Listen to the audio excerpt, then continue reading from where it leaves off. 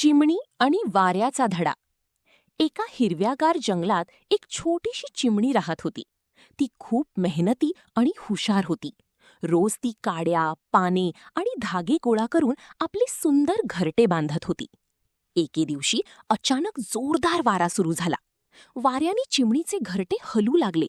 चिमणी घाबरली, पण तिने हार मानली नाही. ती सतत घरट्याला धरून बसली. पण वारा इतका जोरात होता की शेवटी घरटे तुटून खाली पडले. चिमणी खूप दुःखी झाली. थोड्या वेळाने वारा शांत झाला. चिमणीने डोळे पुसले आणि म्हणाली, "मी पुन्हा बांधेन, यावेळी अजून मजबूत." ती पुन्हा काड्या गोळा करू लागली. यावेळी तिने जाड काड्या, मजबूत फांद्या आणि ओलसर माती वापरून घरटे बांधले. काही दिवसांनी पुन्हा वारा आला, पण यावेळी घरटे हलले तरी तुटले नाही. स्ट्रॉंग. चिमणी आनंदाने चिवचिवली, बर्ड स्पार्कल. बोध: अपयश हे शेवट नसते, ते आपल्याला अजून मजबूत बनवते.